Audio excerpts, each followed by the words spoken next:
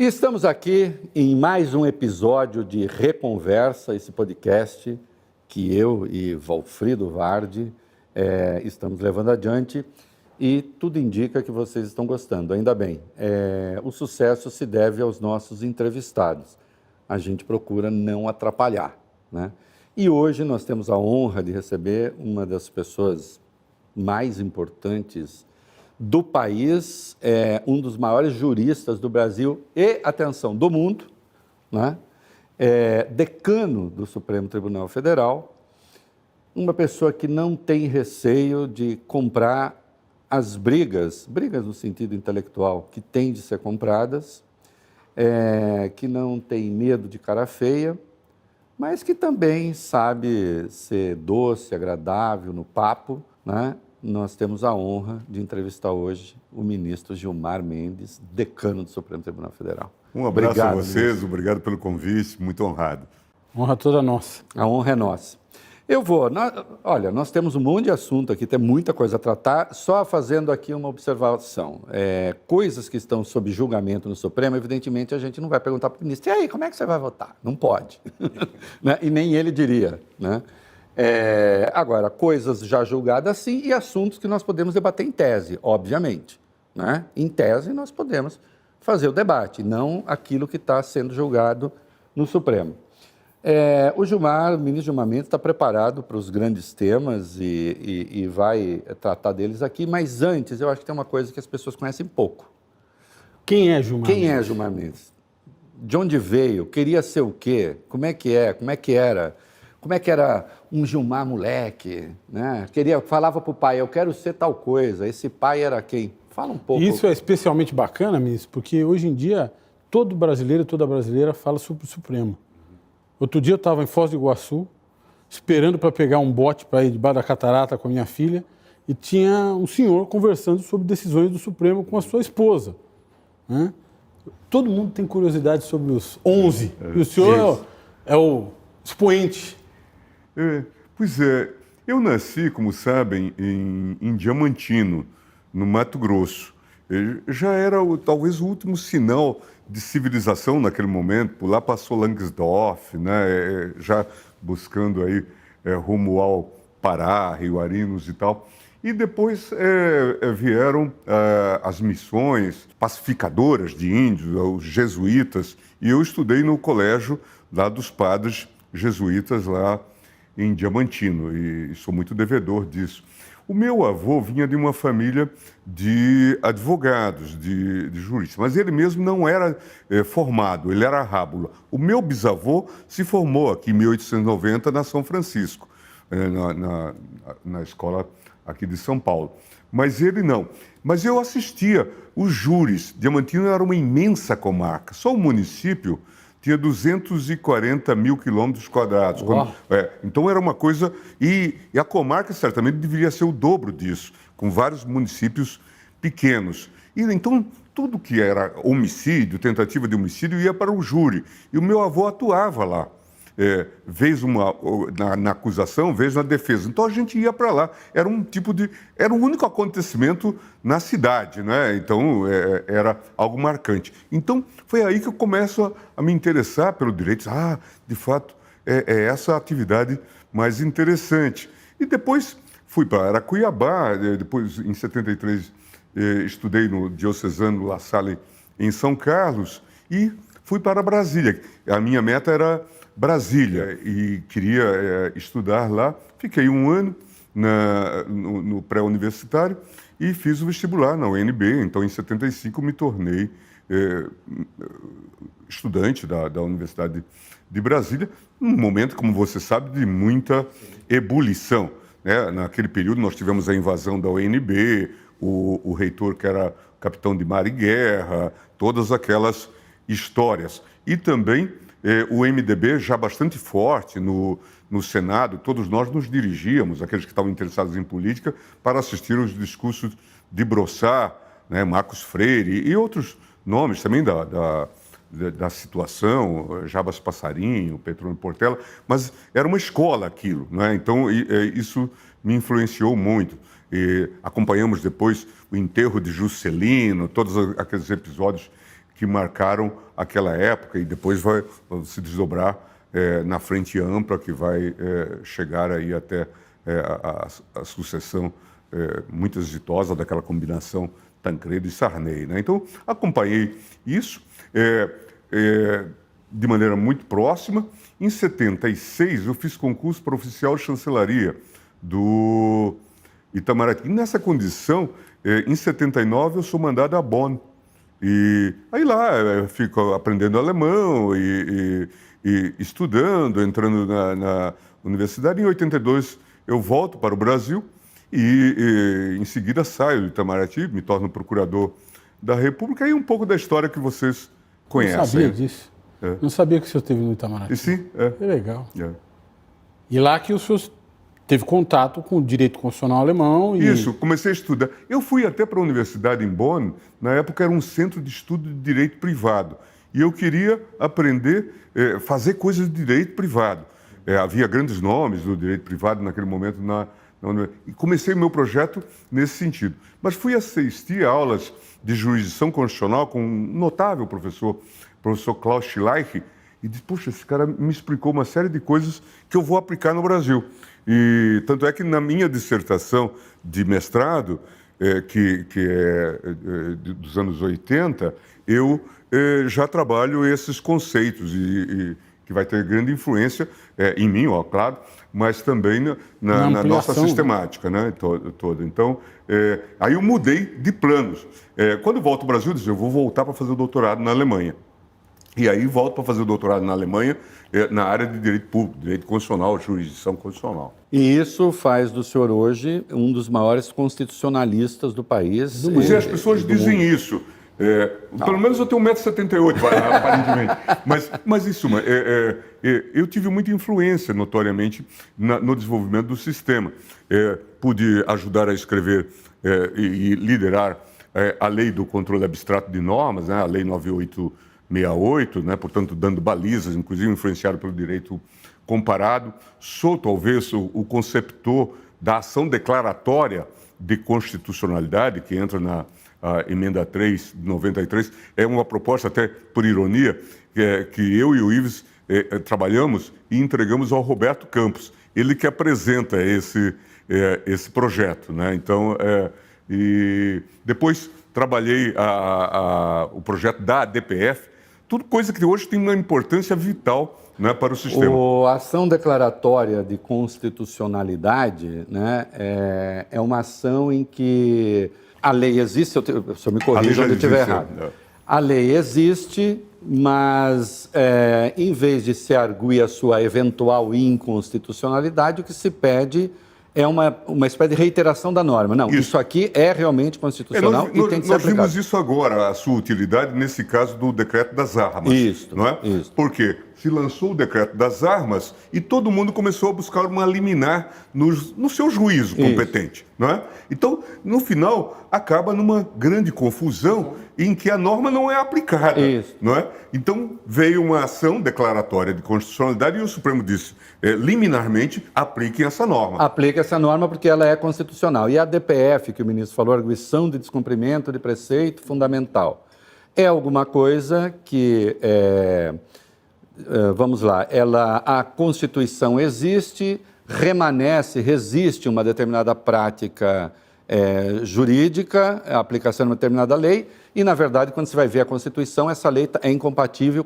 com aquela... Pode ser. Com aquela norma. Às vezes, leis anteriores à Constituição. Por exemplo, e como nós tivemos sucessivas Constituições ao longo do tempo, anteriores à Constituição de 88, então ela não pode ser objeto de uma ADIM, de uma ação direta. Então ela vai para a DPF. Ou atos infralegais, né? Também vem para... Até hoje, decisões judiciais massificadas podem vir numa DPF. Então a DPF se tornou o grande instrumento subsidiário para a própria ADIM. Isso. Havia um quadro legal antes da Constituição, muitas vezes coisas de lá permanecem ainda hoje. E aí se diz, isso é incompatível com a Constituição, é por meio da tal da ADPF. ADPF. Isso. Agora, ministro, o senhor fez menção à sua tese de doutorado, que, de certa forma, moldou a jurisdição constitucional, moldou o âmbito da competência do Supremo. O senhor foi determinante nessa definição do tamanho da competência do Supremo. O que o Supremo julga,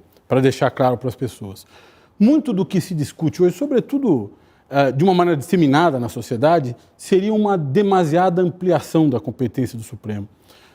O senhor acha que isso se deve a essa definição de jurisdição constitucional proposta pelo senhor ou pelas circunstâncias? O Supremo acabou sendo chamado a fazer coisas e a tratar de assuntos que se tornaram assuntos do Supremo porque era o bastião da democracia e da Constituição. Desculpa, e até, né, Valfrido, tem aquela coisa assim, os admiradores dizem, essa tese do Gilmar, na verdade, é uma amplitude ao Supremo que salvou a democracia, por exemplo. E os adversários dizem, e eu estou com esses daqui, tá? Esses que eu acabei de falar, né? E os outros dizem, não, o Gilmar é um dos responsáveis por esse Supremo hipertrofiado e tal. Na verdade, qual foi a doutrina? O que é que cabe ao Gilmar aí? Eu tenho a impressão de que a gente tem até que buscar um certo lastro, um background histórico. O Brasil teimou. O Brasil adotou o modelo americano de controle de constitucionalidade, inicialmente, na Constituição de 1891. Não é? Portanto, no caso concreto, o juiz, se entender que uma lei é inconstitucional, a julga inconstitucional. Mas isso não tem um efeito abrangente.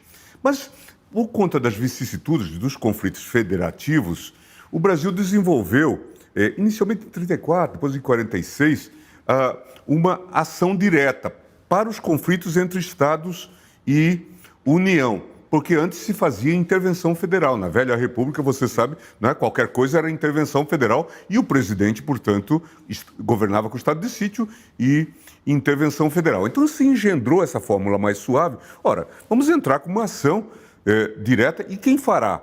Procurador-Geral da República.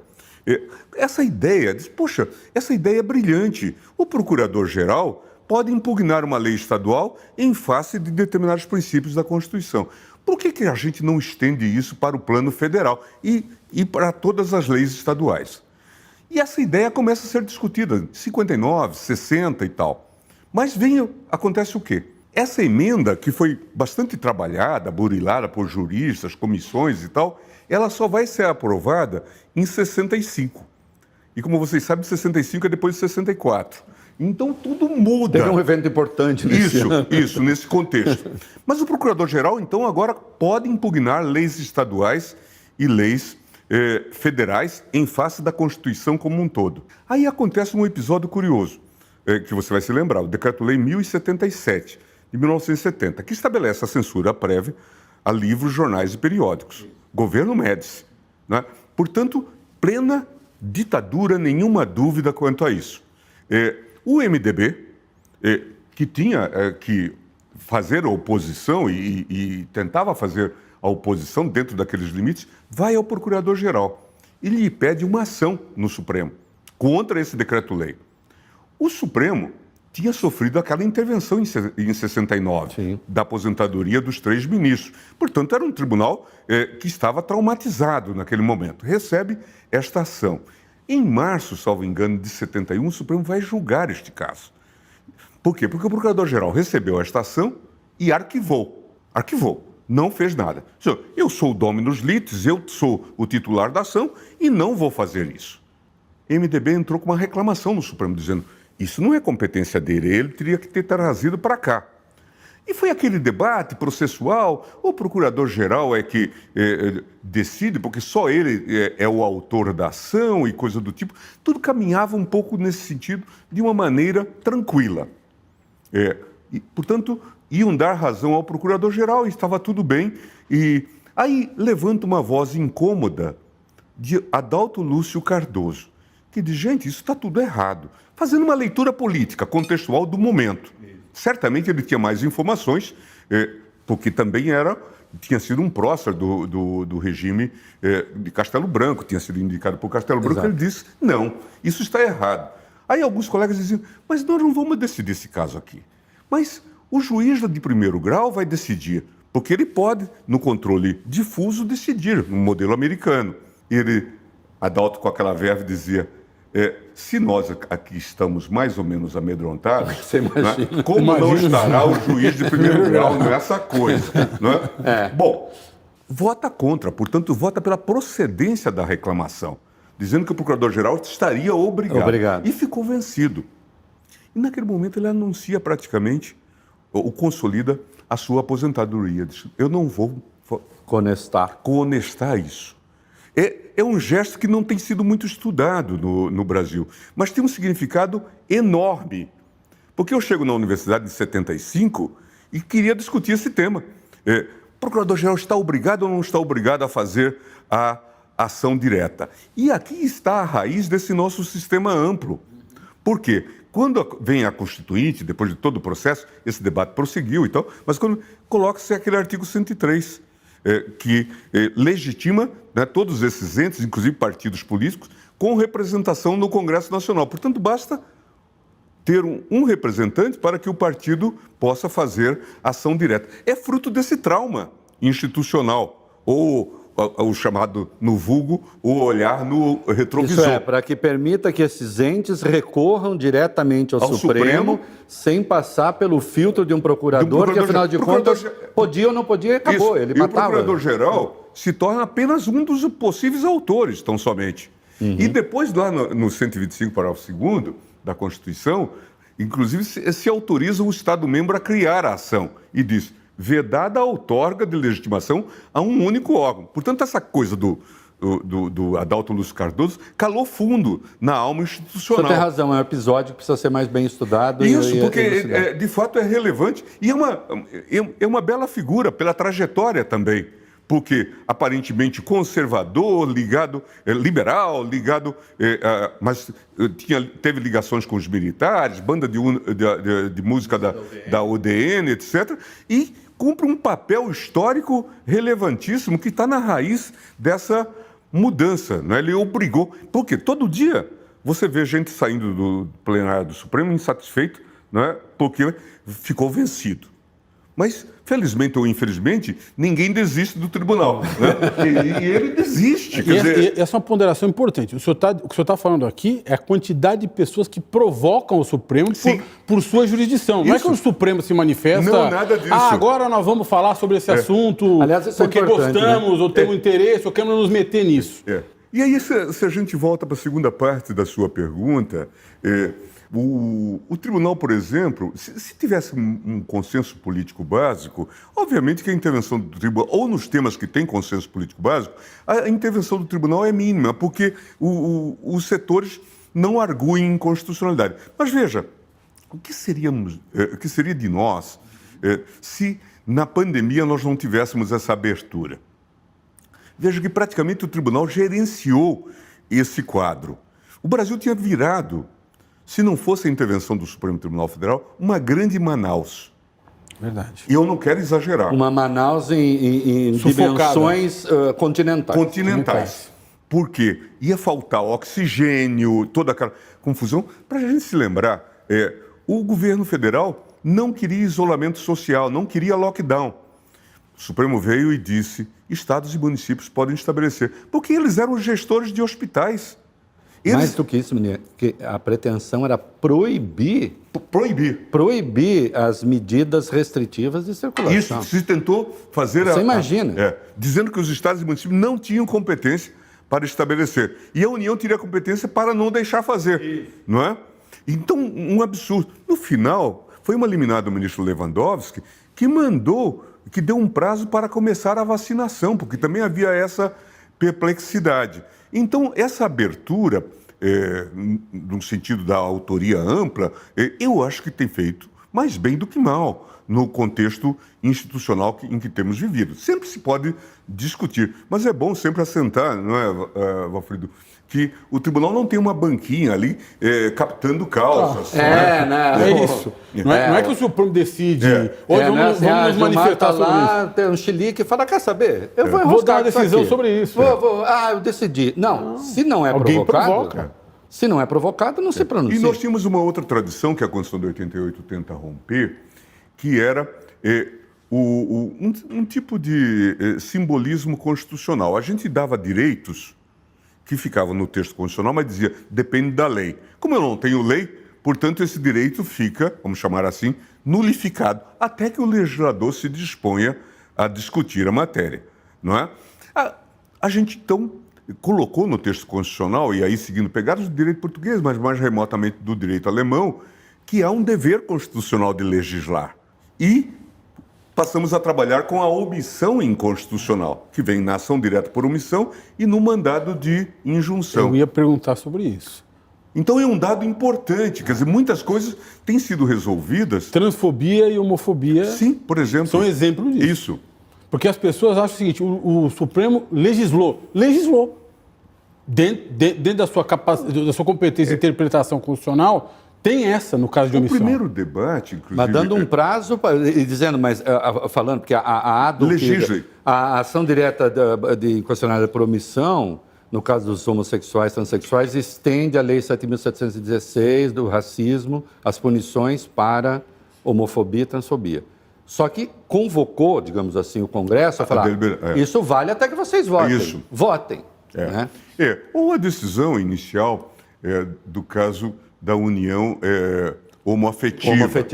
Também o tribunal, depois de muito maturar sobre o assunto, inclusive não foi uma decisão nesse sentido puramente ativista. O que o tribunal examinou foi a realidade vivida por esse grupo de pessoas que passam a ser discriminadas agora pela falta de uma garantia institucional. Quer dizer, dependência no INSS, morre alguém, sucessão, questão da herança e coisas do tipo. Então, afinal, você projeta a discriminação com a falta de regulamentação. Não é uma questão meramente valorativa. Não né? é uma questão meramente valorativa. Ela tem desdobramentos na vida prática. Tem desdobramentos sérios. Não é? Em toda essa temática de vida, o que agrava a desigualdade, né? E foi por isso que o tribunal, então, se debruçou sobre a temática. O que eu acho, assim, eu raramente vi, acontece aqui e ali, mas eu raramente vi uma crítica muito dura, muito feroz a essas supercompetências do Supremo que não viesse de um campo reacionário, a verdade é essa. Né? Assim, tem, aqui e acolá tem, acho que se pode discutir, mas, no geral, é gente que gostaria que o Brasil andasse para trás, não que ande para frente. Eu tenho a impressão que sim. Claro que com a composição que nós temos e com todas as dificuldades e tal, e como instituição humana que somos, nós erramos, né? E temos chances também de fazer corrigendas e até discutirmos. A própria doutrina, o jornalismo ajudam numa reconcepção. Isso é possível. Às vezes atrapalha um pouco. Não, mas eu acho que é importante discutir. Eu traduzi para o português uma obra do professor alemão, que é muito meu amigo, o professor Peter Heberle, que um pouco na linha da ideia da sociedade aberta, escreveu a ideia da sociedade aberta dos intérpretes da Constituição, que é a ideia de que todos os que vivem a Constituição também são um legítimo intérprete dela, que nós devemos estar abertos a isso. E foi isso que nós colocamos na legislação. Audiência pública, a possibilidade, amicus curiae, né, a possibilidade de alguém levar argumentos novos para o debate, tudo isso está na nossa legislação, um pouco dentro desse espírito de uma sociedade aberta dos intérpretes da Constituição. E na interpretação, ministro, que essa era a grande discussão do ativismo judicial, o termo ativismo judicial, nos anos 90, quando eu estava na faculdade, tinha a ver com a atualização do conteúdo ético da norma. Né? A gente estava preocupado com normas quase que obsoletas, regras quase que obsoletas, que precisavam ter o seu conteúdo atualizado, né? O que não tinha o que o Kelsen chamava de mínimo de eficácia, a norma que tratava da sedução, do crime de sedução e aí por diante. O ativismo passa a ter, com a Lava Jato, por exemplo, que eu acho que é um assunto que nós vamos ter que tratar aqui, vamos tratar, né? Queremos tratar, ele passa a ter uma outra concepção. Né? Não se trata mais de atualizar o conteúdo da norma, mas se trata quase que de frear ou incentivar uma atuação política do sistema de justiça. Sim. Talvez, Alfredo, pudesse assim, não se tratava de garantir direitos, mas de caçar direitos pela via do ativismo. Sim. Não, ativismo muda de sentido.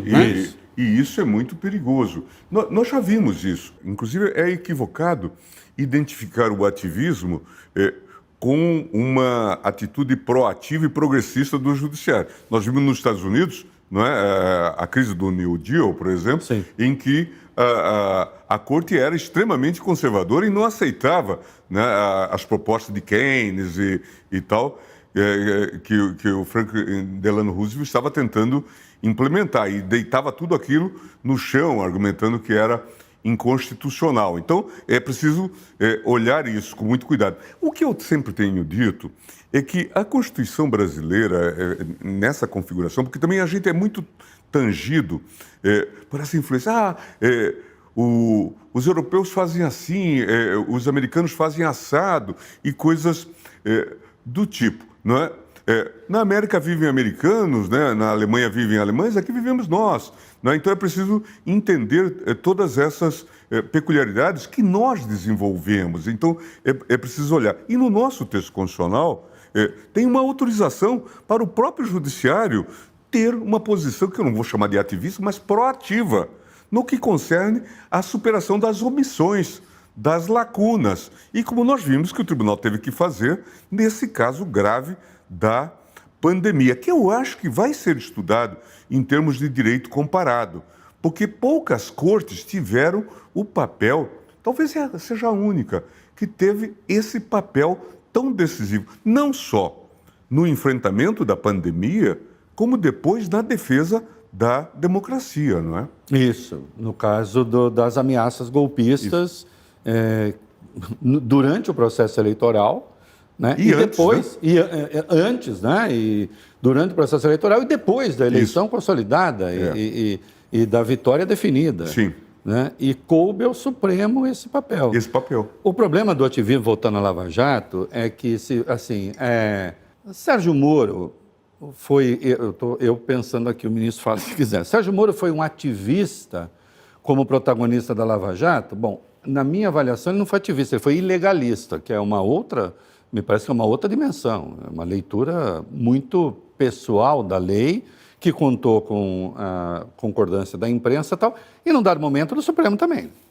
Eu acho que aqui, talvez a gente deva até reparar, e desculpe por não ter ferido essa temática na resposta anterior, a gente tem que reparar que, de alguma forma, ao longo desses anos, e eu vou marcar também com o meu tempo de Supremo, que começa em 2002, havia esse germe no Judiciário e no Ministério Público de vamos fazer a luta contra a corrupção e vamos fazer esse tipo de combate. Aí aparecem esses personagens que alguns deles se tornaram inicialmente ou depois folclóricos, né? O delegado Protógenes, o juiz De Santis, aqui sempre havia esse impulso. E ninguém sabia bem o que era isso. A própria Justiça Federal, seguindo recomendações dos americanos, começou com a história das varas de lavagem de dinheiro. Portanto, isso tem um certo antecedente, não é, no próprio processo. O próprio Moro vira titular de uma vara de lavagem de dinheiro. E o que é lavagem de dinheiro? É tudo. Não é? Quer dizer, dentro da conceptualização, a ponto de o Foro de Curitiba, a 13ª Vara, ter virado uma vara universal. Uma vara universal, né? Como se fosse um juízo da falência, né? Portanto, tudo vai para lá. O povo brincava, um avião sobrevoava Curitiba, eles falavam, pronto, a competência é o Triângulo das Bermudas. Ou tem conexão, você colocou gasolina no tanque, portanto, vem da Petrobras portanto, e essa era a concepção. Mas isso, depois de várias tentativas, que muitas vezes resultaram frustradas desse salvacionismo, né? Alguns chamaram de tenentismo, de toga e tal, que já vinha sendo gestado. Então, eles se estruturam com uma grande assessoria de imprensa, num contexto muito peculiar. A gente não pode esquecer isso, né? E passam a atuar, e passam até aquele fenômeno, Reinaldo, de que o rabo passa a abanar o cachorro. né? Porque eles passam a pautar os tribunais. Você vê que o TRF4, lá do Rio Grande do Sul, vira um apêndice da vara de Curitiba. Exatamente. O STJ, né, virou um locus de passagem naqueles casos todos. Não é? E o próprio Supremo, em alguns momentos, houve momentos que o Moro enfrentou o Theory, naquele contexto, muito reforçado pela estrutura de imprensa. As perguntas que os colegas seus faziam era: mas vocês não estão decidindo contra a Lava Jato? Isso. Como se isso fosse um novo paradigma. Quem há de se esquecer das famosas 10 medidas? Contra a corrupção. Contra a corrupção. Praticamente, eles proibiam a concessão de habeas corpus, Valfrido. Veja, reiteração... Aliás, proibia, nem a ditadura usou com tanta severidade. A reiteração do AI-5, aceitação de prova ilícita.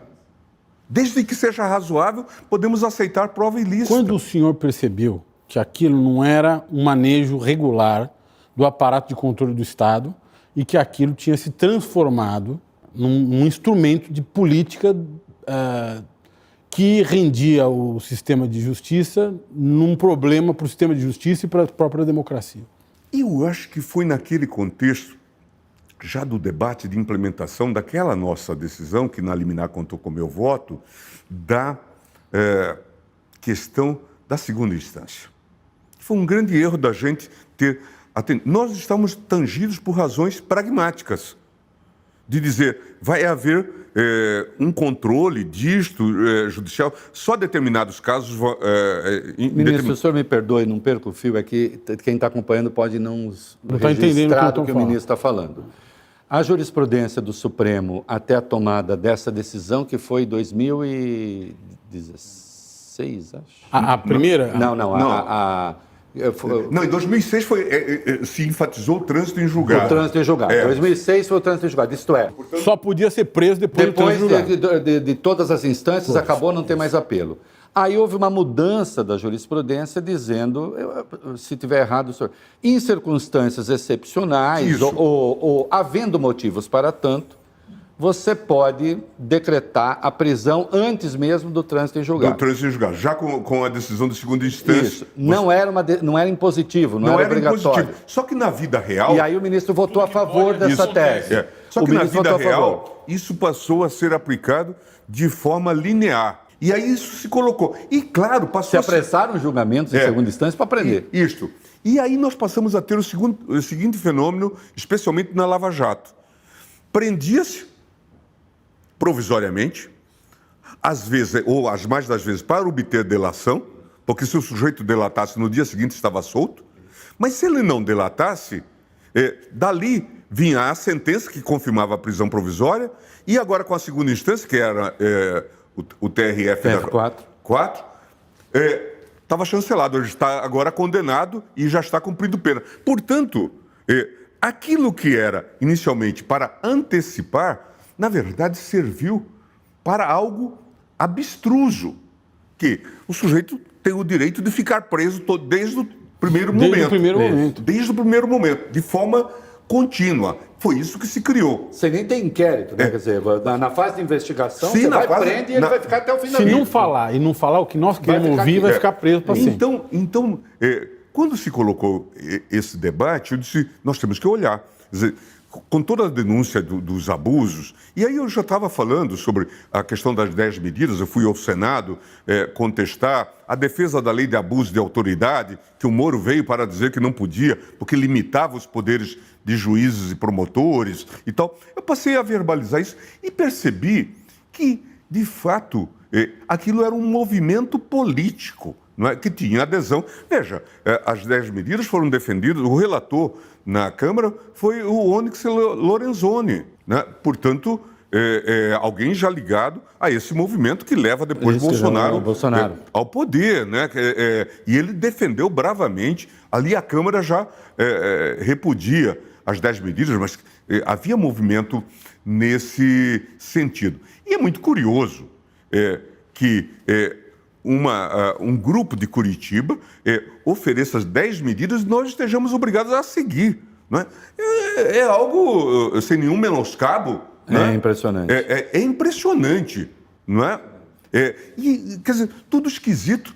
E a gente vem com enfrentamento. Aí um dia na turma eu disse, gente, e acabou. Como tinha sido 6-5 a decisão, no sentido de permitir a questão da segunda instância, mudei de voto.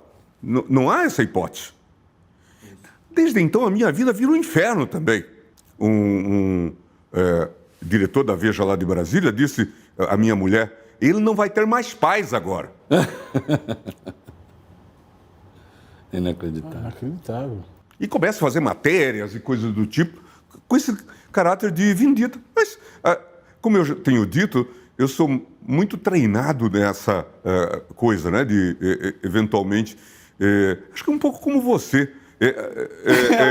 Assim, quando as pessoas criticam, eu digo, eu acho que eu estou certo.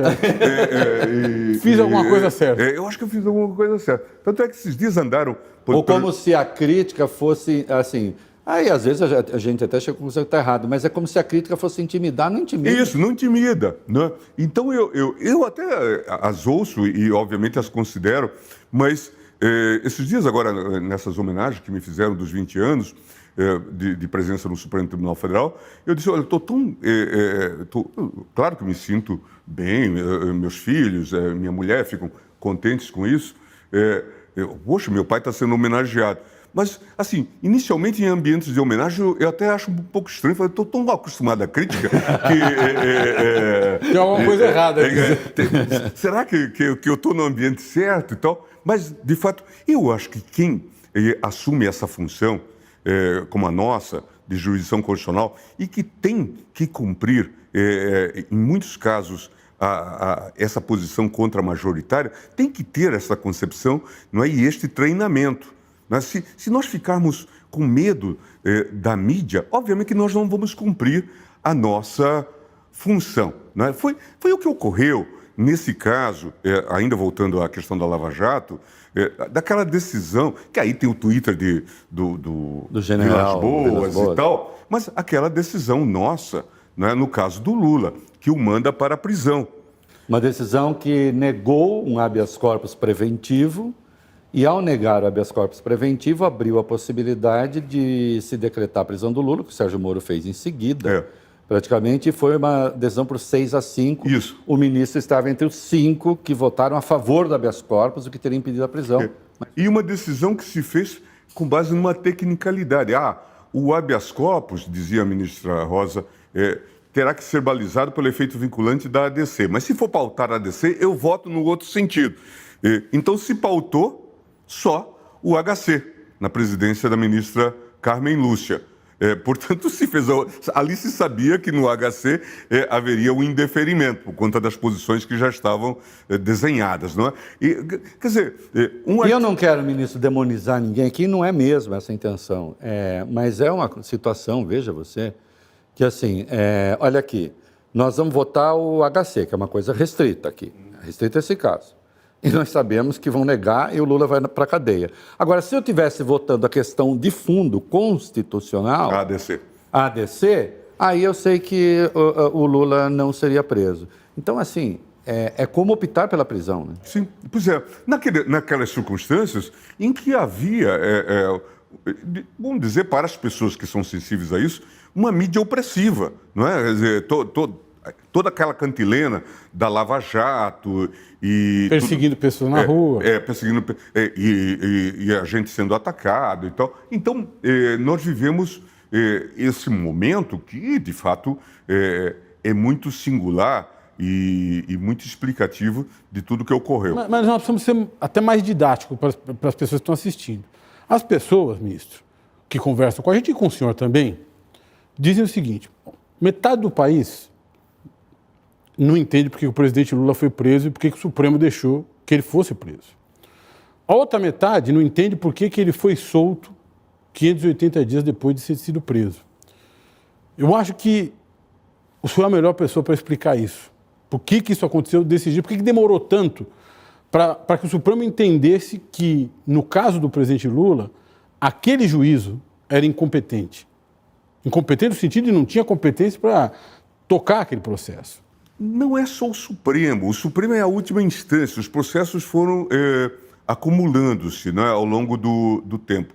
E, de fato, o relator, o ministro Fachin, a despeito de já haver decisão do Pleno, no sentido de que matérias que não tivessem conexão direta com a Petrobras não deveriam ser julgadas mais pelo juízo da 13ª Vara de Curitiba, e havia, portanto, habeas corpus, inclusive impetrados pelo Cristiano Zanin, o ministro Fachin não decidiu. Na verdade, o ministro Fachin só faz aquele movimento, em termos históricos, de maneira muito clara, quando intui, percebe que eu iria julgar, levar à vista da suspeição.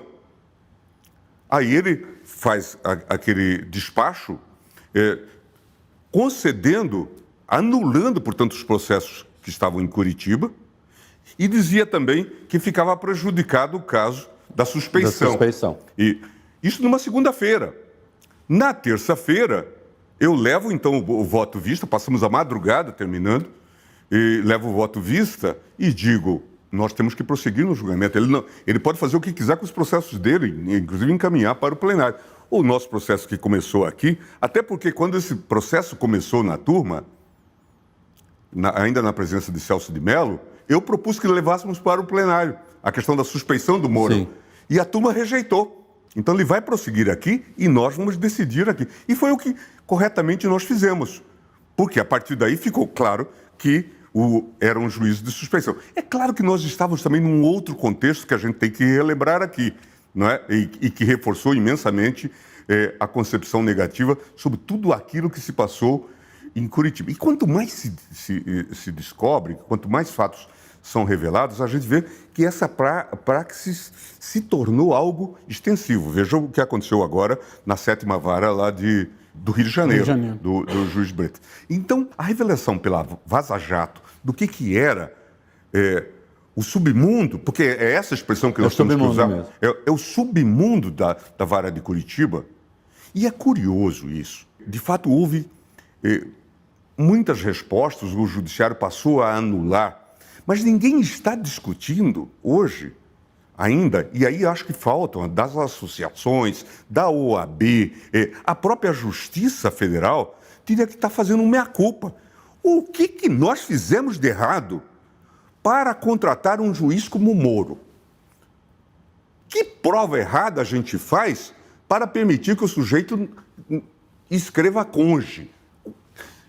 E que tem uma concepção fascista do processo penal, que os próprios procuradores chamavam o Código do Russo. Isso. Que podia ser o Código Soviético. O apelido do Moro.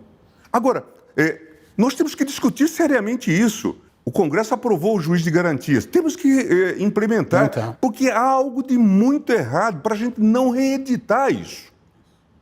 Juiz mal escolhido, mal formado, porque não há nenhuma dúvida sobre isso, não sabia processo, não tinha noção mínima.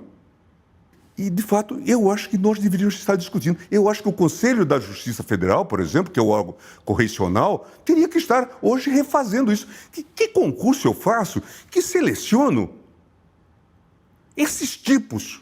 Veja, eu fui aluno, estudioso, deve supor, e tal, que carregava livros. Magrinho carregava livros, tem fotos minhas aí. A imprensa possa mostrar o juiz Bretas na academia, mostrando músculos. Isso. Há algo de errado nisso. Quer dizer, nós estamos selecionando gente para mostrar músculo? Ou isso é um trabalho intelectual? Quer dizer, há algo de muito errado para ter produzido. Felizmente, nós conseguimos conter, mas é preciso entrar nas causas e não deixar mais que isso se repita. Quando nós nos contrapusemos a isso, eu digo nós três nos contrapusemos a isso, nós fomos todos os três chamados de defensores de corruptos. Nós estamos só defendendo a democracia brasileira, o devido processo legal, o direito das pessoas se defenderem perante o juiz, perante os tribunais. E foi um período muito duro, que ainda pode se repetir, ministro, porque as leis que permitiram isso estão aí, as duas leis de 2013. A lei de organização criminosa, que contempla a delação premiada, que acoplada à prisão cautelar vira uma tortura, e a lei de anticorrupção, que levou à terra as grandes empresas. São leis que foram feitas por procuradores e juízes desse grupo. E que o governo do PT à época, o governo da Dilma, inclusive com o ministro Cardoso à frente do Ministério da Justiça, chancelaram, entendendo que aquilo era relevante para o combate à corrupção. E era o ano de 2013, né? Isso. A Dilma sancionou isso em agosto de 2013, quando nós tivemos o ano do Vale Tudo, né? Isso. As pessoas eram Os Black contra Blocs também. Black Blocs, as pessoas eram contra qualquer coisa. Então vamos demonstrar que nós combatemos a corrupção. É isso. E aí veio a 12.846, leniência, 12.850, que tem a da delação das organizações criminosas, e o caos se instalou. O caos se instalou. E, na verdade, se imaginava o debate no Congresso. Não, isso é para o crime organizado em geral. Se voltou contra a política, e aí um dado interessante. Hoje nós temos muitas pendências lá, inclusive na segunda turma, com o ministro Fachin, de pedidos da Polícia Federal para anular os benefícios dos acordos, porque eles se revelaram imprestáveis. Sim. Como, por exemplo, o caso do Sérgio Machado e outros. Mas muita gente foi presa por conta disso. E muita gente ainda hoje responde processo por conta disso. E esses benefícios não foram cancelados. Imagina as consequências que isso teve, inclusive, na economia. Aí, que eu falei do livro, o Valfrido escreveu um livro sobre isso, que chama, aliás, dá um nome. O espetáculo da corrupção. O espetáculo da corrupção. Né? Claro, porque era todo um modelo engendrado e que, ao fim e ao cabo, vai ser usado para produzir Bolsonaro.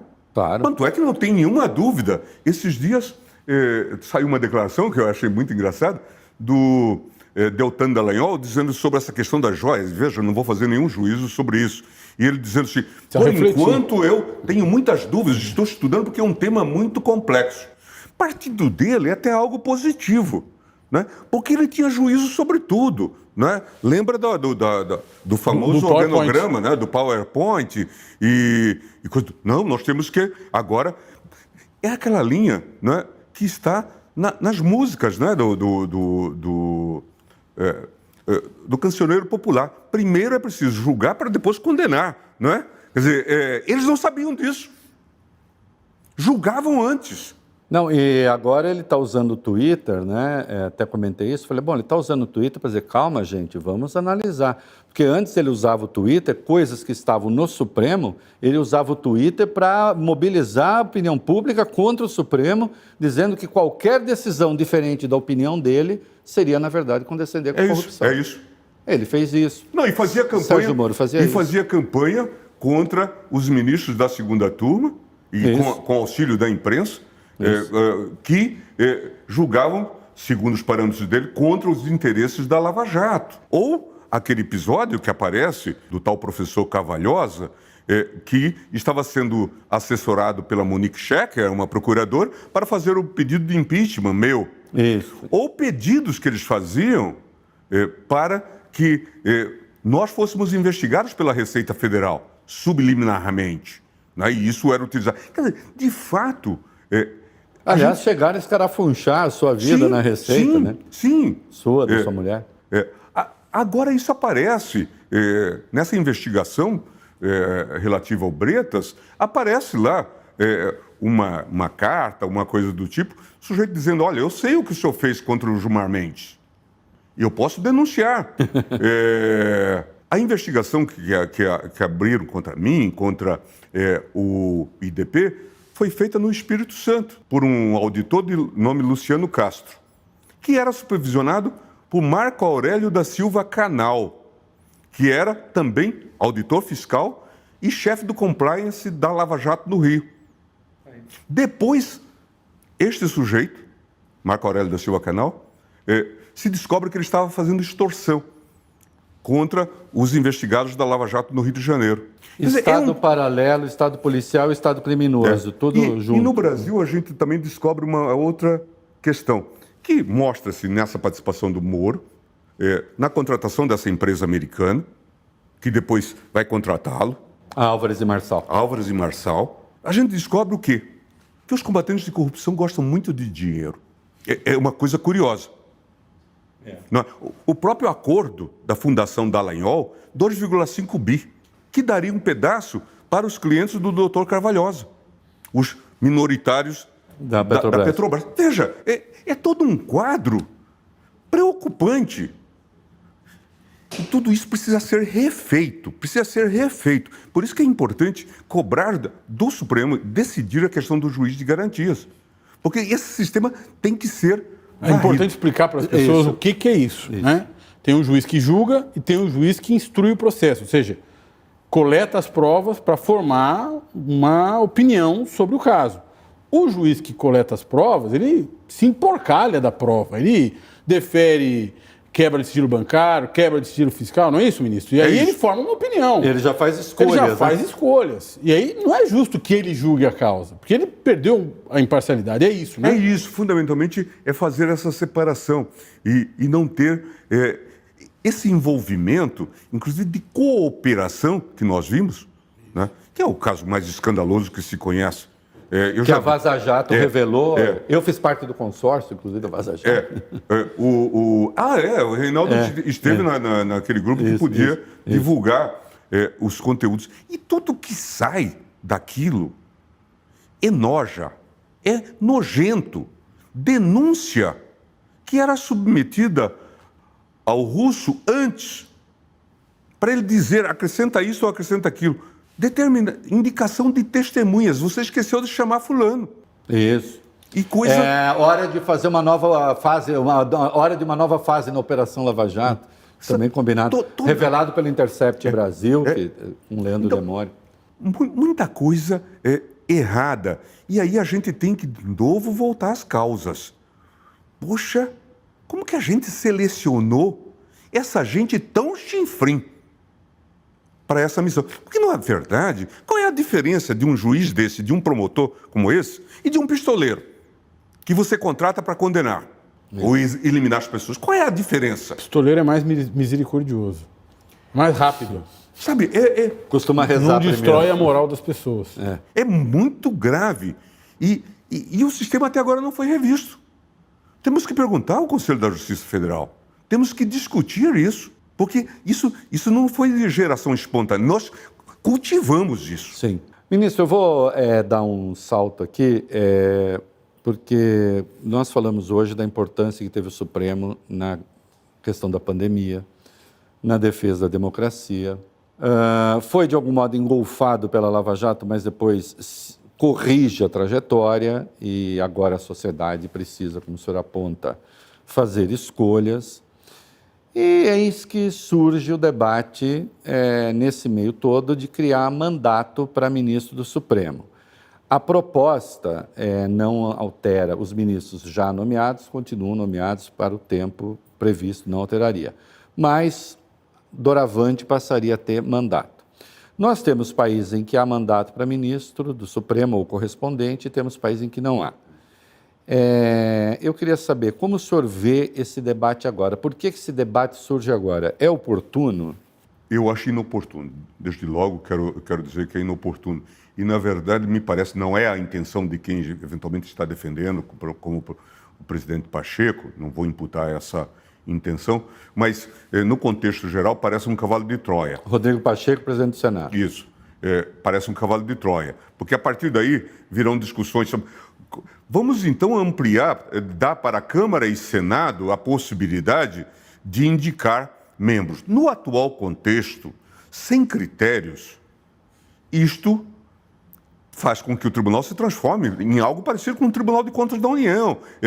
Vamos indicar fulano. Por quê? Porque ele já não tem mais futuro na política. Ou vamos indicar alguém que já está fora da política e coisa do tipo. E não faz sentido isso.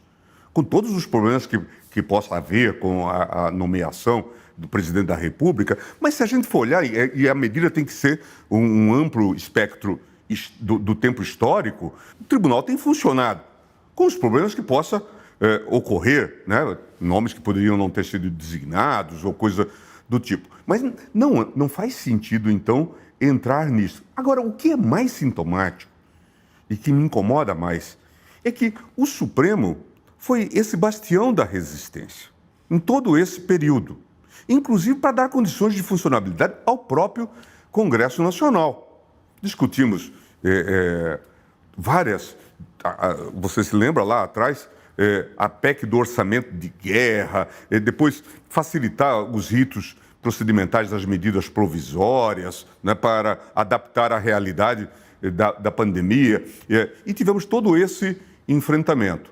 O Congresso, por razões que também nós conhecemos e também não podemos condenar, o Congresso atendeu a tudo que Bolsonaro pediu e que era a condição sine qua non para ele ganhar a eleição. Alteração de 2 leis complementares na questão do ICMS, Isso. para reduzir o preço, e que danificou a economia de estados e agora de municípios. Isso. Não é? Com essa repercussão, uma reforma feita, não que se possa ser contra a redução para fins eleitorais. Né? Mas era para fins eleitorais, com consequências graves, né, nesse contexto. O Congresso aprovou a PEC Kamikaze. Não tinha condições de não aprovar. Mas é claro que, segundo a nossa jurisprudência, era inconstitucional, porque alterado no processo eleitoral, dá R$600 para cada pessoa. Não tinha jeito, as pessoas estavam emparedadas. Mas uma matéria tipicamente eleitoral. Do Congresso sai do Senado a PEC, de novo, nada contra os enfermeiros e a justeza deste pleito. Mas piso salarial para os enfermeiros. Agora, você equipara os salários de São Paulo e do Acre, do Piauí e do Maranhão. Não faz nenhum sentido. Quer dizer, agora suspenso lá pelo Supremo. Bom, passado isso, agora, a primeira reforma que se pensa em termos dimensionais ultra grandes é uma reforma que tem como alvo o Supremo. Então parece que nós fizemos tudo errado. Não, é um absurdo. Assim, eu também opino, nós também opinamos. É um absurdo, é uma excrescência.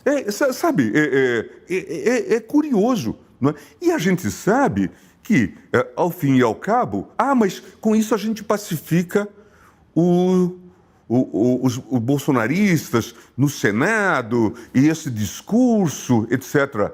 Isso é o acordo Hitler-Ribbentrop. Vai se fazer acordo com essa gente? Faz sentido isso? É assim que se faz? Sabe? Então, não faz nenhum sentido. Em um contexto de ampla reforma, pode-se até discutir o mandato. Nós não somos uma corte só constitucional. Nós continuamos a exercer jurisdição, recebemos recursos, decidimos vários casos. Então, por isso se explica esse modelo mais próximo da indicação do sistema americano. Mas devemos estar abertos à discussão. Agora, o senso de inoportunidade desta questão e a desconsideração por essa obra que... e, de fato, vamos ser justos.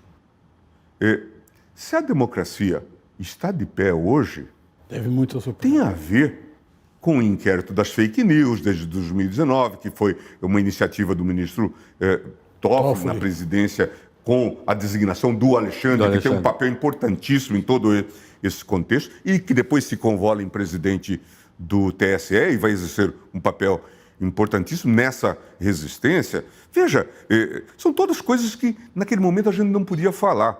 Mas já viram o bullying, a coação que o ministro da Defesa fez com o eleitoral? Não teve depois a dignidade de publicar o relatório que dizia que não havia fraude. Ou então o general Sérgio Nogueira. Isso. E aquele bullying, cartas todo dia para o ministro Fachin, a ponto de pedir o código-fonte, que já existia há um ano. Estava com eles há um ano o código-fonte. E estava com todos. Sabe, gerando dúvida e ecoando aquele jogo que era um jogo político do Bolsonaro, de deitar dúvidas sobre as eleições. Nos Estados Unidos, Trump questionou as eleições ao voto pelo correio, que é papel. Sim. E aqui eles questionaram o voto eletrônico. O que eles não queriam é eleição. Isso. O que há de errado com a democracia brasileira e com a americana que produziram Trump e Bolsonaro? Eu tenho a impressão de que tem problemas hoje de identificação das pessoas com a democracia.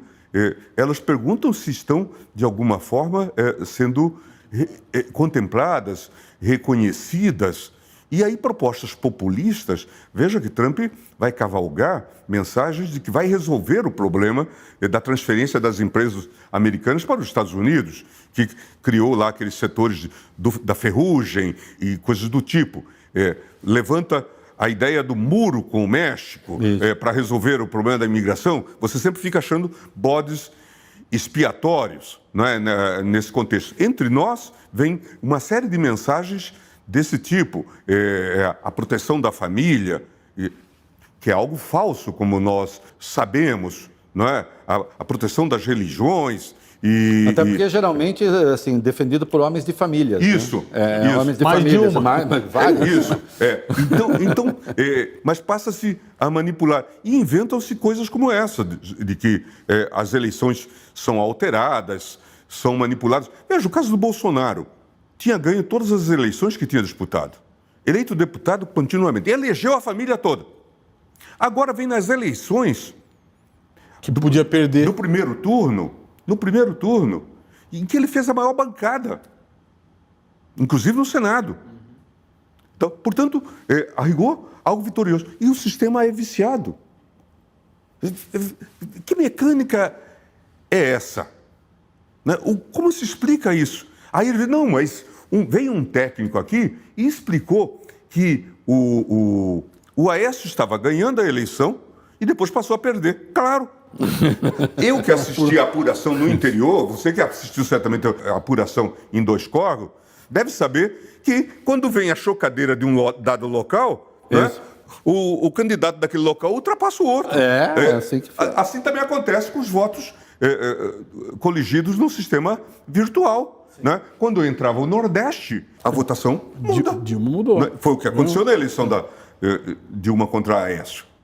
Tanto Não, e houve a coisa estupenda que eles tentaram depois anular só o segundo turno Pois da é. eleição. Que é inacreditável. No primeiro não teve fraude. No primeiro não teve fraude, porque o primeiro eles elegeram esse Congresso. Não, e pedia, Reinaldo, e pedia que anulasse aquelas urnas e que proclamasse ele como vencedor da eleição. Exatamente, anulasse um pedaço do segundo. Algumas urnas do segundo turno para que o considerasse Agora, vitorioso. as pessoas que vibram na frequência dessas coisas que o senhor relata ainda estão aí. Pois é, eu acho que a gente tem que fazer um esforço, eu acho que esse é um esforço que o governo tem que fazer para buscar a integração, trazer essas pessoas, esclarecer, fazer campanha. Outra coisa que nós temos que fazer, nós temos que discutir a questão das mídias sociais, das redes sociais. A regulamentação. Não pode ser esse campo do vale tudo, em que as pessoas, de fato, se agridem e tudo mais, ou anunciam que vai ter a festa da Selma e que, naquele dia, eles fazem a invasão do Supremo, do próprio Palácio do Planalto e do próprio Congresso. A festa da Selma, para quem não se lembra, era uma senha para... Balbúrdia. Vamos lá depredar a sede dos 3 poderes. E os algoritmos das plataformas não detectam isso e não conseguem controlar isso? Veja, nós precisamos olhar isso com... Como o senhor vê a conversa de que isso é uma ameaça à liberdade de expressão? Como é que se restringe a ação do Estado, de quem seja, para que se evite que a rede seja, na verdade, um megafone das piores coisas, do golpismo? Eu acho que hoje a gente tem mais tranquilidade do que antes nisso, porque em 2017 veio uma lei alemã, que até usa uma expressão que é Netzwerk Durchsetzungsgesetz. Portanto, é uma lei de execução sobre o regime das redes. Portanto, ela não faz nada que já não esteja na própria legislação. Se é crime pedofilia, também se aplica aqui. Se é crime pornografia infantil, também se aplica aqui. Se é crime defender atos antidemocráticos ou... Pregar golpe de Estado? É isso. Também, ou defender Hitler, o nazismo, também isso se aplica aqui. Veja, já é crime em geral. É isso que se faz. E agora, esse modelo, de alguma forma, está sendo estendido por um sistema que vai ser europeu. a partir de 2024. Foi aprovado agora em 2022, que é o chamado Digital Service Act, DSA. Então, é possível fazer isso. Hoje tem padrões seguros em torno disso. Veja, não se quer suprimir, nem se pode afetar a liberdade de expressão, que, como nós sabemos, é um direito funcional, inclusive, para que a democracia funcione. Mas é preciso que as pessoas tenham responsabilidade. E, neste caso, veja, quando a gente fala hoje dessas plataformas, você sabe melhor do que todos, nós estamos falando de algumas delas que têm o faturamento do PIB do Brasil. Elas são mais fortes do que o Estado. E, às vezes, com a ambição de ser Estado. Isso. Não, e exercem um pouco esse papel, porque eles são juízes ali, né? Decidem o que está e o que não está. Por que permitem esse tipo de coisa? Porque no modelo de negócios, isto é lucrativo. O senhor acha que a autorregulação pode ser uma saída? A autorregulação já existe, ela é insuficiente. É o que a gente está dizendo, inclusive, em relação ao artigo 19 do Marco Civil da Internet. Né? Nós estamos dizendo que garante, o artigo 19 garante a liberdade de expressão nas redes, e que, segundo alguma interpretação, precisa de autorização judicial para a retirada de conteúdo. Parece que isso é insuficiente. E as próprias redes sabem que isso é insuficiente. Parece não, hein? Vamos ser claros, é absolutamente insuficiente. Ou essas coisas não teriam prosperado. Claro. A verdade é essa. Não estou responsabilizando as redes pela existência do golpismo no Brasil e tal. Agora, ganha uma dimensão que não teria de outro modo. Não, não teria. E é aquilo que o senhor falou, acho assim, se é crime fora da rede, é crime na rede. Isso. Com uma diferença. Um crime, se eu pegar agora, eu até falei do megafone, eu falei, o exemplo não é bom. Se eu pego o megafone agora e vou para a rua pregar um crime, eu vou ser ouvido por umas 50 pessoas, vão jogar o ovo em mim, e acabou, e são essas que ouviram. A hora que eu ponho isso na rede, amplifico, e o algoritmo pode se encarregar de levar isso para milhões. Para milhões. E, portanto, essa ideia de que a rede não tem nada com isso, tem. Sim. Não, sim, nós estamos na rede também. E se você pagar publicidade, e se eles recebem, inclusive, recursos, e se você agenda, inclusive, um incremento, um engajamento maior e coisa do tipo, eles estão faturando com isso. Né? Então, precisa ser olhado nessa perspectiva. Elas têm, isso não é um espaço privado, como defendem, não é? É um espaço público, num sentido, claro, mais complexo, mas é um espaço público, precisa de regulação. Sim. E aí também, eu acho que com o avanço do debate, queria saber, propor para os dois, porque assim, vamos lá, calúnia, injúria e difamação. Sim. Que existe... Se as redes forem tirar tudo que tem de calúnia, injúria e difamação contra indivíduos privados, aí me parece que vira uma tarefa impossível. Né? É preciso que alguém acione. Né? Concordo? Olha aqui, estão falando isso de mim aqui, vou entrar na justiça. Agora, poderia delimitar... E se pode fazer uma notificação extrajudicial? Extrajudicial e tal. Agora, para que as redes e para que a gente consiga sanar, transformar no ambiente mais saudável, delimitar alguns campos. Por exemplo, golpe de Estado, pode? Não pode. Eu acho que política de ódio, pode? Não pode. O procedimento é importante. Entendeu? Como agir? Discriminação, né? Discriminação. Das pessoas. Quer dizer, assular as pessoas contra uma dada comunidade ou coisa do tipo. Nós estamos, né, incentivando. Falar que o Reinaldo é feio, pode? Não deveria poder, mas pode. Pode ser fake news. Pode ser fake news. Mas não, o que eu quero, estou fazendo um pouco de piada, mas assim, não gosto do Gilmar, não gosto do Valfrido, não gosto do Reinaldo. Pode falar o que quiser, não gosta, tá ótimo. O que é muito raro. O que é muito raro, mas pode acontecer. Pode acontecer de ter esse mau gosto. Não é isso. Não é assim, eles não querem crítica. Não, nós estamos falando de crimes contra o Estado, nós estamos falando de crimes contra a democracia, nós estamos falando de política de ódio, nós estamos falando de campanha contra a vacina que mata pessoas. Isso. Quem difunde cloroquina... Não é? Quem difunde cloroquina, você toma cloroquina e caia na vida. Aí é preciso, sim, que se saiba que essas coisas são crimes. Eu acho que é possível delimitar esse campo. E vamos deixar muito claro, aquelas pessoas que estavam em frente aos quartéis, defendendo intervenção militar. Isso. Intervenção militar significa interrupção do processo democrático normal. Está defendendo, portanto, a ditadura. É disso que se cuida. Isso. É crime. É crime. É crime. É simples assim. Então, assim, é crime na vida, é crime na rede. Não é? É isso.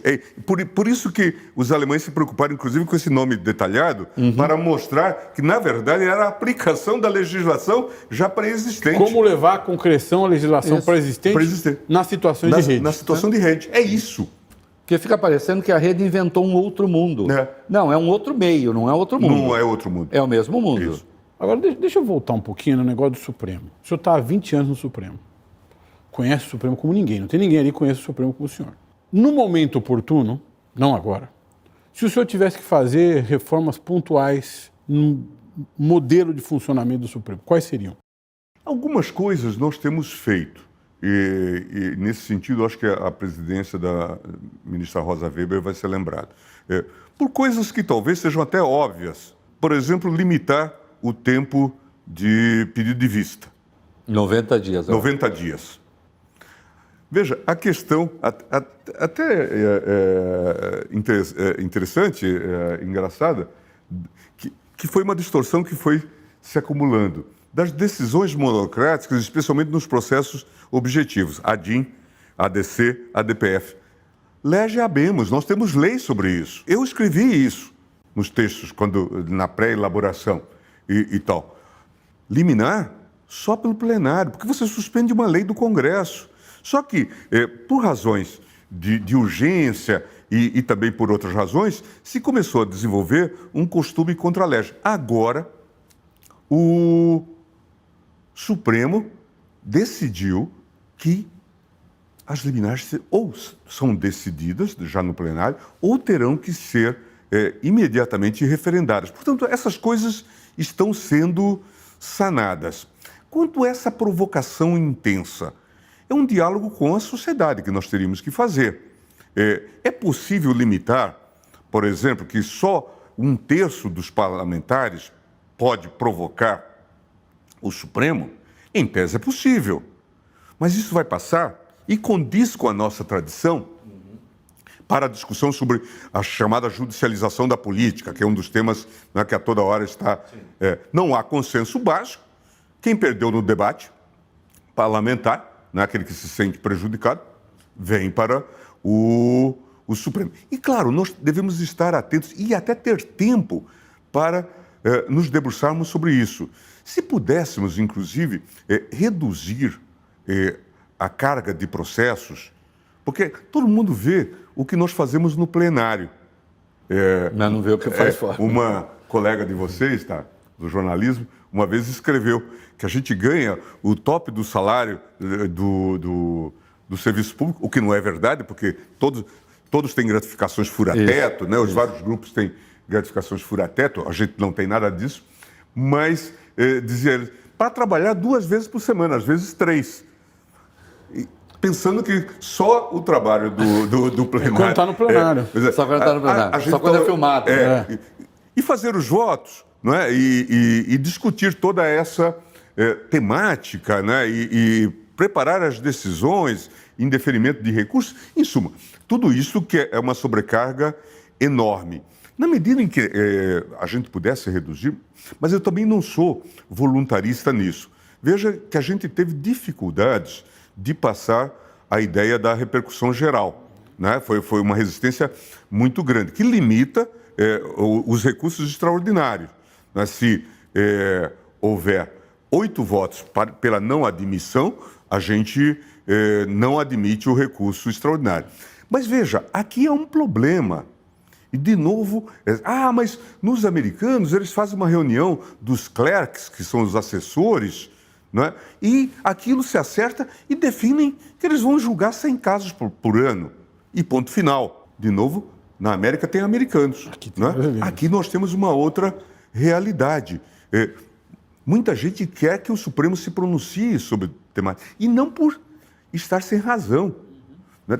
Tendo em vista também o funcionamento da justiça como um todo. Tem muita gente que defende que os habeas corpus sejam tirados do Supremo Tribunal Federal, que fiquem no STJ. O que seria do Brasil se fosse assim?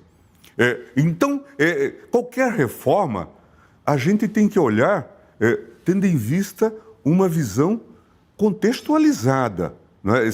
É muito fácil, eu consigo reduzir o número de recursos extraordinários no Supremo.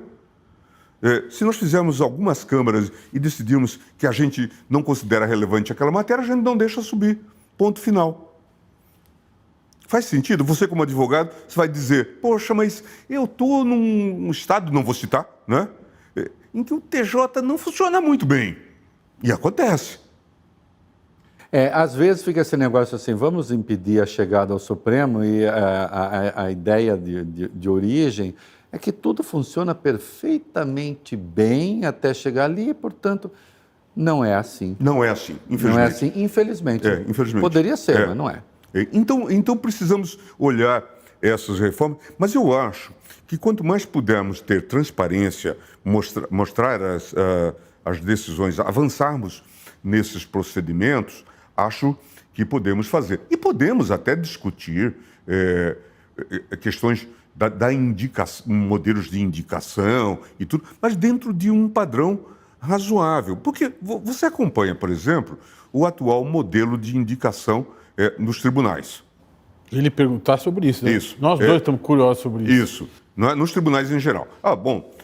Tem o quinto da OAB, tá lá e tal, tem a vaga do Ministério Público, tem a vaga dos juízes, não é?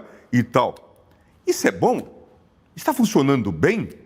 Ou se pode fazer um jogo de compadres? Isso. Aqui o Tribunal de São Paulo já rejeitou a lista da OAB, o STJ também. Daqui a pouco surge a ideia, vamos fazer pela OAB, vamos colocar uma cota no Supremo da OAB. Vocês têm dúvida que vai ser um ex-conselheiro da ordem e tal, que faz política de ordem, que vai ser... Veja, a Reinaldo nem me provocou sobre isso, mas eu já estou antecipando. A tal lista da Procuradoria-Geral, em que virou. Tá marcadinho aqui. Só dava, com raríssimas exceções, presidente da associação ou ex-presidente da associação. Mas não sei se você viu, Gilmar, eu dei uma entrevista para o Reinaldo Azevedo. Foi sim? uma boa entrevista. E eu falei que esse negócio de lista agora... Pois é. Acabou. Veja, virou algo corporativo. Poderia ser uma boa ideia. E de um sindicato, né, ministro? De um sindicato. A Associação Nacional dos Procuradores da República é um sindicato. Só dos procuradores. O Ministério Público da União é muito mais dos procuradores. Neste caso, ninguém acompanhava e ninguém denunciou, ou acompanhava também não quis denunciar, né, a eleição desses procuradores. Para a eleição, votava até aposentados. Isso. Veja, a contraprova definitiva da imprestabilidade da lista é a eleição de Janot. Faltasse evidência, está dado. E a gente não precisa nem sugerir, porque daí nós vamos entrar. Quer dizer, para o Moro a gente teria que sugerir, poxa, faça uma prova de português razoável e tal, para saber que é cônjuge, coisa do tipo. E para os procuradores gerais, a gente tem que fazer teste de alcoolemia. Sabe? Então... Agora, ministro, é delicado o que eu vou falar, mas esse é meu juízo, tá? Não é o do Gilmar. Obviamente, a lista tríplice não funcionava, deu no que deu. A não lista, a meu juízo, com o atual procurador, também não funciona. Porque permanece a exigência constitucional de que seja alguém da carreira para assumir o cargo de procurador-geral. Por exemplo, não tem essa obrigação nos Estados Unidos, na verdade. Ali você tem várias funções na figura do procurador. Inclusive, ministro da Justiça. Ele é ministro da Justiça e procurador ao mesmo tempo, nomeado. A obrigatoriedade constitucional de ser alguém da carreira continua. O Lula disse que não será lista tríplice. Na sua concepção ideal, o procurador-geral poderia sair... Claro que poderia ser alguém da carreira também, mas teria de ser necessariamente alguém da carreira, na sua versão? Essa é uma discussão interessante que dominou, inclusive, o processo constituinte. Muito influenciado pelo Ministério Público de São Paulo, que tinha aquela república de promotores, né? O Fleury e todo aquele pessoal, e tudo que influenciaram na concepção. E muito positivo em alguns aspectos. Por exemplo, a separação do Ministério Público e da Procuradoria. Foi algo importante, né, que teve efeito no plano federal com a criação da Advocacia Geral da União, a AGU. Então, é algo... Mas o Procurador-Geral da República, se a gente se lembrar, em 1891, era um membro do Supremo, que era escolhido temporariamente para exercer essa função. Depois de 34, se estabelece a pessoa com notório saber jurídico e reputação ilibada. E passaram por lá nomes de elevada categoria, até membros do Ministério Público. Eu acho que, pela lógica de ser Procurador-Geral da República, não precisaria ser da carreira. Faria bem até que não fosse. Eventualmente pode coincidir. O próprio Sepúlveda Pertence, que é considerado hoje um grande Procurador-Geral da República e que fez aquele trabalho delicado da transição, delicado politicamente da transição, ele foi designado por Tancredo, mas ficou com Sarney todo o tempo. Era membro do Ministério Público do Distrito Federal, aposentado. Veja, então não haveria dificuldade. Grandes nomes passaram por lá sem ser membros do Ministério Público. Acho que seria muito razoável discutir. Não sei se tem clima, porque o processo constituinte contaminou muito. A gente virou um pouco uma república corporativa também, né? Com essa lógica de que só é bom aquilo que estiver na carreira e ligado à minha turma. Ligado à minha turma, e isso a rigor. Pô, faria bem, talvez, a própria instituição, a própria corporação, ter esses embates de visão. Veja, eu, de origem, era procurador da República. Eu fui assessorar governo. E depois fui designado AGU. Dizem que fui bem. Né? Conta-se, né? Que fui bem. E tinha as minhas visões e os embates com os corporativistas da AGU, né? Mas hoje eles me fazem festa e dizem, olha, a AGU tem uma linha antes de Gilmar e depois de Gilmar, né? E eu não era da carreira. Então é possível. E veja, no caso da Procuradoria-Geral da República, é mais emblemático. Sim.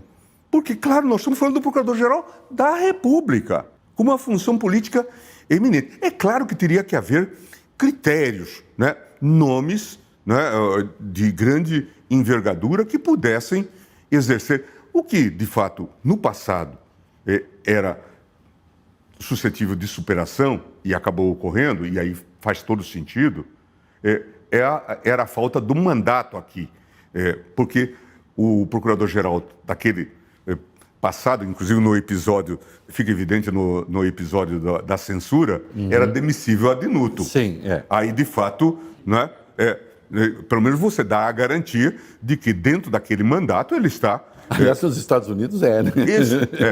Exatamente. Estados Unidos função política. Mas eu digo, poderíamos discutir nesse novo contexto mandato, não é? Suscetível, eventualmente, até de recondução e tal, mas porque pode haver aí não coincidências, por exemplo, com os governos, como acontece. Claro. Até porque, né, senhores, o Procurador-Geral da República, não sei se concordam, a rigor, ele é o único do topo mesmo, digamos, da gestão do Estado, que tem decisões verdadeiramente monocráticas. Sim. Porque a decisão de presidente, ela está sempre sujeita a escrutínio, não tem jeito, inclusive do Supremo. Os próprios ministros não tomam decisões sozinhos. Agora, o procurador pode. Se ele decidir que fulano não será alvo de ação penal, ele não será alvo de ação penal. Acabou. Claro. Então, assim... E veja o poder. Nós vimos isso também sob a gestão do Janot. Sim. Veja o poder. Ele oferece denúncia contra o presidente da República e, antes de qualquer coisa, passa pela licença da Câmara. Isso. Portanto, você tem que fazer um esforço político enorme, né, para assegurar isso. Foi o que o presidente Michel Temer teve que fazer. Veja o poder. E também já a abertura de investigação que ele faz contra qualquer autoridade, né, do nível mais alto. Ou que não faz. Ou que não faz. Ou que não faz. E o oferecimento de denúncia, que é algo também... Que é algo assim, que não será denunciado, às vezes contra as evidências. Agora, ministro, nós falamos da lista tríplice.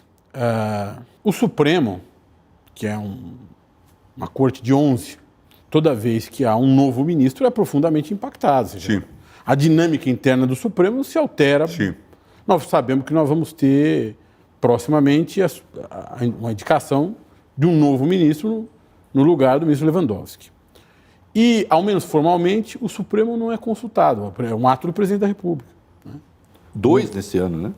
2 indicações. Isso. Que vai mudar profundamente, ou pode mudar profundamente, a maneira de ser do Supremo e suas decisões.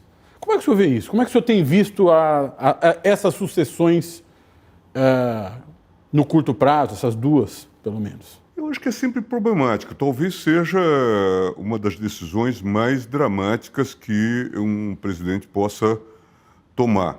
E só vê isso no tempo, né? É difícil saber. Salvo engano, era Guimarães Rosa que dizia que a gente não tem, a não ser o passado, para julgar as pessoas, né? Portanto, ninguém sabe como ele vai atuar no futuro, né? Então, este é um grave problema. Inclusive porque muitos podem tentar corrigir o seu passado no futuro fazendo coisas não muito boas. E isso é uma questão. Assim como há surpresas gratíssimas, né? O próprio, por exemplo, A.R. Warren, nos Estados Unidos, faz aquela revolução do direito civil a partir da superação em jurisprudência, né? do caso no Brown versus Board of Education. Ele faz a superação de um apartheid, né? A rigor. Né? E, em princípio, não se esperava. Era um ex-governador de Estado, né? e tal, e faz uma grande revolução, quer dizer, percebeu o sinal dos tempos. Então, é preciso saber dessa responsabilidade. O presidente Lula tem ainda também algo que o marca. A gente, quando trabalha com interpretação, a gente diz que, tanto no texto quanto nos textos em geral, né, literatura e tudo, como também na lei, a gente trabalha com a ideia de pré-compreensão, né, Verständnis, né? Isso vem de Schleiermacher e depois Heidegger desenvolve, e a gente incorpora isso na Gadamer, né? Trabalha essa coisa e a gente incorpora isso na hermenêutica jurídica. O presidente tem, certamente, uma pré-compreensão desse contexto, porque primeiro já fez indicações no passado, né? Participou dessas indicações, também o governo Dilma fez, certamente ele deve ter tido algum tipo de participação aí, e certamente pode avaliar os resultados, como nós falamos há pouco. E depois, ele viveu na própria pele esses quase 600 dias de prisão em Curitiba, né? Um pouco também associado, de alguma forma, a essas indicações. Por isso que me parece que é muito difícil dar conselho ao presidente, porque ele certamente também tem a experiência, já cometeu erros, né, eventualmente, ou não, né? Cometeu. Então, é preciso que a gente respeite esses critérios e que espero que ele ausculte aí os interlocutores qualificados para fazer uma boa indicação. De fato, uma indicação é muito relevante. O tribunal, às vezes, decide por 6-5, não é? O habeas corpus ao Lula foi negado por 6-5 e ele então, foi preso. Isso é relevante. Nós vimos agora as indicações feitas por Bolsonaro afetaram o equilíbrio da corte, com 2. Não é? Então, isso tem relevo. Fora o jogo procedimental, pedido de vista, liminar aqui ou acolá, não é? E coisas do tipo. Mas no contexto da votação já tem um grande impacto, né? E é preciso saber, aí sim, qual é o ethos, o que se quer do Supremo, né? Que papel? Quer dizer, quando o presidente indica, tem que ter essa visão, né? O que eu espero do Supremo? Tem um estudioso americano, Robert Dahl, que escreve um texto que depois a gente até mimetiza por aqui, que é Suprema Corte como policymaker. Porque ele, ao negar uma lei ou atuar como legislador negativo, ele acaba também, né, influenciando ou desenhando políticas públicas. Então é preciso ter essa visão. Faz política em sentido amplo. Sentido amplo. Né? Ele não é... da alta política. Ele não é um fazedor de política partidária, mas ele faz escolhas. E nem substitui o legislador Sim. nesse tipo de matéria. Mas é preciso entender isso. Né? Então, qual é a visão do sujeito em matéria de responsabilidade fiscal, né, de responsabilidade social, de matéria penal ou processual penal? Tomaria sem pestanejar uma decisão que quebraria o país? Pronto, acabou? Isso. Né? É Pouco me pensar. importa naquela fórmula, né? Fiat Justitia, Periat Mundus, né? Isso. Que a gente vê que é extremamente perigoso, né? Em matéria financeira, Faça-se a justiça e o mundo que se dane. Né? Eu vou fazer ao senhor a mesma pergunta que eu fiz ao presidente Lula, veja. E eu perguntei rigorosamente ao presidente Lula. No momento que o Supremo está na berlinda aí, e foi colocado lá pela extrema-direita, né, e agora tem até esse negócio de mandato, não seria um erro o presidente indicar o seu advogado, no caso Cristiano Zanin, contra quem eu não tenho nada, e vai parecer que eu não é nada, e nem tenho candidato ao Supremo. Mas não seria inoportuno como critério, ou o senhor acha que é absorvível, ou o senhor prefere não tocar nesse assunto? Eu tenho a visão de que a indicação é tão complexa que pode contemplar esse critério, né? Tendo em vista, inclusive, a avaliação que o presidente eventualmente faz e aquilate em relação ao candidato.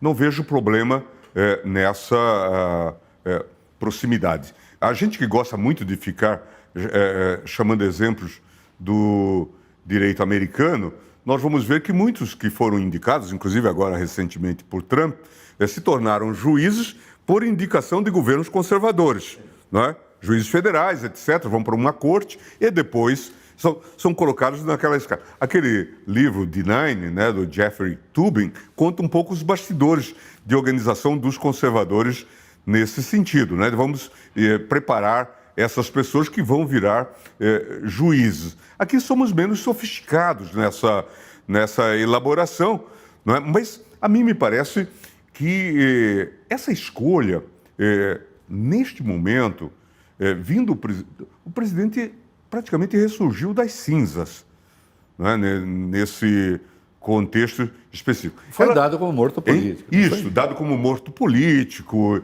e tudo mais. Parece que só na política e no cinema que a gente tem várias vidas, né? Então é interessante isso. Então, eu acho que isso tem que ser levado em conta. E eu não opinaria contra a indicação do advogado Zanin, que eu reputo um excelente advogado e que teve um papel relevantíssimo nessa questão. Foi estoico até. Porque, veja... em debater o lawfare, em debater a mobilização do Estado contra os inimigos. Aqui, debateu no exterior. Ainda anteontem eu conversava com um professor grego que está vindo ao Brasil e que é dirigente de uma organização internacional, EPLO, de Direito Público Internacional. E ele dizia, olha, a minha esposa foi a juíza daquele comitê da ONU que trabalhou o caso Lula. Impressionado com o trabalho que se fez. Então, eu não vejo problema. Mas há candidatos vários e tal. Até a mim atribuem apadrinhamento de candidatos. Eu ganhei uma fama indevida de kingmaker, né? Então, as pessoas... eu adoraria ter sua fama. Eu acho o máximo. Assim, o senhor está sempre decidindo tudo. Isso. Mas eu não tenho candidato, até porque eu sei que essa é uma primazia, é uma prerrogativa do presidente da República. Se ele, por acaso, me deferir a honra de dar uma opinião a partir de um grupo de candidatos, certamente eu posso fazer algum tipo de manifestação ou coisa desse tipo. Mas eu não diria, a priori, que um dado nome não deve ser escolhido. É fundamental que a pessoa tenha honorabilidade. É fundamental. Que não envolva o Supremo em escândalos. É fundamental. É fundamental que saiba direito. que tenha essa noção da defesa do Estado democrático e tal. Isso é fundamental, né? Esses compromissos com esse sistema Que não complexo. seja um negociante de miudezas, Isso, né? isso, Na área né? jurídica. Então, que esteja disposto a submeter a uma vida muito difícil, isso. que é a vida de ministro supremo. E que tenha coragem de afrontar, eventualmente, consensos que se Isso. estabelecem que não tem nada a ver com porque direito. essa é uma questão que está no início, no meio e no fim da nossa conversa. Sim. Porque, de fato, o trabalho do juiz é solipsista, é isolado, muitas vezes. O dilema de como encaminhar determinados temas, tendo em vista a própria jurisprudência, a abrangência, as consequências. E no caso do Supremo, nunca é um caso isolado, que acaba fazendo jurisprudência. O Valfrido aqui vai para o escritório e vai dizer, olha, o Supremo decidiu esse caso e, portanto, já se aplica ao meu.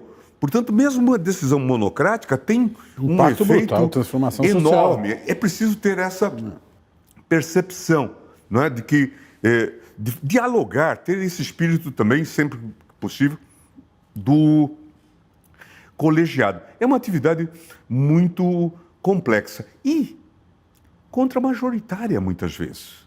Porque, de fato, a coisa mais fácil do mundo é a gente decidir pró-corrente. Ouvir o alarido e pronto. Isso. E decidir. Olha, as ruas estão aí, não é? E a gente decide. Vai Mas lá, faz e é aplaudido no restaurante, né? Isso. Mas normalmente, por exemplo, em matéria criminal, as pessoas são contra Quase sempre qualquer impopular. decisão que favoreça o réu. Independentemente de ser qualquer coisa, eles dizem tem que ser sempre o juiz, tem que ficar preso. No Brasil também se criou, você é alvo dos seus estudos aí nesse trabalho, criou-se essa coisa até que, veja, de novo também acho estranho que não tenha havido correção nisso. Inclusive que a OAB não proteste. Veja, a gente faz uma investigação em relação a uma dada pessoa e tal, e aí o delegado e o Ministério Público sentam e dizem, fulano fez isso, fez aquilo, por isso ele sofreu busca e apreensão, prisão... Coletiva de imprensa da polícia. Coletiva de imprensa Nunca sobre vi. isso. Isso é um absurdo. Isto é um absurdo. Absurdo. Não, aí você, como advogado criminalista, você vai lá, agora você começa, portanto, a correr contra isso. E aí vem alguém e diz, tudo isso é inconsistente, ou está calcado numa prova ilícita. Não é razoável. Você, pô, solta todo mundo. Não tem como. Então é uma atividade muito complicada. Ir para palestras e falar coisas que as pessoas querem ouvir é a coisa mais tranquila do mundo. Veja, no mensalão que a gente estava condenando, o grupo da política e tal, pessoas batiam palmas.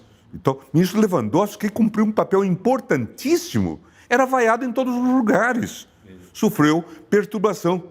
E ele contribuiu para produzir um equilíbrio naquele julgamento, chamando atenção para um possível massacre dos acusados. Veja como é dura essa tarefa. E é preciso ter coragem de fazer isso. É preciso. Um sacrifício. O Rui tinha uma expressão, né? Num dado momento, num dos seus artigos, daquelas verrinas, aqueles Rui ataques. Barbosa. O Rui Barbosa. Ele dizia, o bom ladrão salvou-se, mas não há salvação para o juiz covarde. Aliás, espetacular. É. Espetacular. E já que a gente falou disso, caminhando para o encerramento, falamos de prisões e... Nós temos hoje mais de 800 mil presos no Brasil. Né? 40% deles estão lá em situação provisória, de algum jeito, que é uma barbaridade. Boa parte desses 800 mil estão, por razões várias, em verdadeiras pocilgas. Isso alimenta o partido do crime. Tem muita gente lá que está presa por causa de uma trouxinha, Pequenos crimes. maconha, pequenos crimes e não sei o quê. Nós vimos há alguns dias o que aconteceu no Rio Grande do Norte, que pode acontecer em qualquer lugar. O senhor, quando presidiu o Supremo e, portanto, o CNJ, o senhor chegou a fazer mutirões, né, para livrar alguns presos, para diminuir a pressão sobre o sistema. não se fizeram mais esses mutirões. Que resposta? E aí é a velha história. Ah, está querendo soltar bandido. Não. Como é que se começa a dar uma resposta articulada para essa questão? Pois é, eu acho que isso precisa ser prioritário para o próprio judiciário, porque quando a gente vai fazer a verificação, por exemplo, do excesso de prazo de prisão provisória, atrás disso está um juiz, que já poderia ter soltado, que já poderia ter aplicado uma medida alternativa à prisão provisória, portanto, ou ter julgado o processo, não é? Então, os mutirões carcerários têm uma base interessante. Quando eu estava na vice-presidência do Supremo, portanto, o presidente, a ministra Ellen, ela me pediu para receber uma senhora juíza do Canadá, que era comissária das Nações Unidas, e que vinha ao Brasil por um fato, quer dizer, olhar os presídios. Mas o mundo estava muito impressionado, e nós já fomos condenados várias vezes em cortes por conta disso, por conta daquele caso de Abaetetuba. Uma moça presa foi colocada num presídio de homens e foi brutalmente violentada por 30 dias, 28 dias, alguma coisa assim. Esta senhora, então, colocou este assunto daquele modo anglo-saxão de ser, e de colocar com muita delicadeza, mas com muita firmeza. E eu, então, disse, olha, mas a gente não tem o domínio, porque nós não temos, o judiciário não tem a gestão do presídio, né? Nós supervisionamos, mas o presídio é administrado pela administração estadual, no caso, e isso, portanto, precisa ser compreendido. Bom, e fiz um pouco aquela conversa de Cerca Lourenço, claro que muito sem graça, porque tinha que explicar o inexplicável. E aí ela disse, é verdade, em todo mundo acontecem coisas que não deveriam acontecer. Mas o senhor não acha que vocês levarem 30 dias, 28, 30 dias, para descobrir esse fato não parece algo demasiado? Só me restou dizer yes, mas eu disse a mim mesmo naquele momento, eu nunca mais vou ouvir um tal repto, um tal desafio desse, sem ter feito alguma coisa. E comecei a pensar nos mutirões carcerários. Quando cheguei eu assumi o CNJ antes de assumir o Supremo. Eu logo disse, nós vamos fazer os mutirões carcerários. E começamos então a entabular essa discussão e logo conseguimos implementar um grupo de juízes auxiliares para fazer esse trabalho. Na época, o nosso enfoque inicial, veja como é difícil, era que havia excesso na execução das prisões, Valfrido. Que pessoas ficavam além do tempo. Porque, claro, não tem advogado, está submetido à defensoria que muitas vezes não consegue atender a todas as demandas. Mesmo os condenados. Estava pensando nos condenados. A valente defensoria. A valente defensoria, importante defensoria. Mas eu intuía naquele momento que o problema estava no excesso da execução. Porque acontece, o sujeito já tem direito de ir para casa, mas continua lá. Já cumpriu a pena, portanto. Ou já teria cumprido parte da pena, teria direito à progressão, mas estava lá. Imaginava que estava nesse contexto. Quando um juiz que estava no Rio de Janeiro, Erivaldo dos Santos, que liderou esse processo, o juiz federal, com grande qualidade, ele disse, ministro, o problema nosso está nos presos provisórios. E aí vem o número, 40% dos presos provisórios e tal. E aí fomos olhando. Nós achamos um sujeito no Espírito Santo preso há 11 anos, provisoriamente. E pensamos que aquilo já era o limite da escada ou da escala das degradações. Aí vamos no Ceará e encontramos um sujeito preso há 14 anos provisoriamente. Bom, ao fim e ao cabo, libertamos 22 mil pessoas. É uma barbaridade. Então, num quadro desse tipo. E aí sim, porque eu também sempre que trabalho nesse contexto de reforma, por onde eu passei, sempre eu digo, vamos corrigir o erro, mas vamos organizar a fuga para frente. Isso. Então, fiz a proposta, que teve apoio do governo, naquele pacto republicano que a gente tinha feito com o Congresso e com o presidente Lula, aprovar um novo artigo 319, que são as medidas alternativas à prisão provisória. Tornozeleira, medidas de restrições a frequentar determinados locais e coisas do tipo. Então, lançamos essa ideia para minimizar as prisões provisórias. Infelizmente, os mutirões foram praticamente, acho que, desativados por várias gestões do CNJ e essa ideia, então, acabou ficando prejudicada. Se disse que ia se fazer esse mutirão virtual e tal, mas até hoje, veja, nem os números de presos são muito seguros. O DEPEN dá um número, o CNJ dá outro e tal. Na época, nós também, nesse espírito de institucionalizar, criamos o Departamento de Monitoramento do Sistema Prisional no CNJ, para que o próprio judiciário acompanhasse esse contexto. Portanto, hoje estamos melhores do que ontem nesse contexto. Mas continuamos a ter muitos problemas. Veja que agora, é até muito curioso, o pessoal do presidente Bolsonaro, os seus seguidores, dizia que não tinha que cuidar de direitos humanos, não é? Que direitos humanos para os humanos direitos. Humanos direitos. Não é? Agora descobriram que as prisões são locais... Desumanos. de difícil morada, não é? E estão reclamando isso destacando que os golpistas que ficaram lá em condições muito melhores do que a esmagadora maioria dos presos, e que eles diziam que é assim mesmo. Estão presos em Brasília, não é? Que também tem condições melhores do que muitos estados e tal. Então, mas é muito interessante, né? O Machado tinha uma expressão que dizia: a melhor forma de apreciar chicote é ter-lhe o cabo nas mãos, né? O chicote muda de mãos, né? Agora, esses parlamentares indo lá na Papuda ou na Colmeia, né? Mostrando fotos, olha aqui, esses são os presídios do Brasil. E veja, Brasília é diferente de grande parte do Brasil. Né?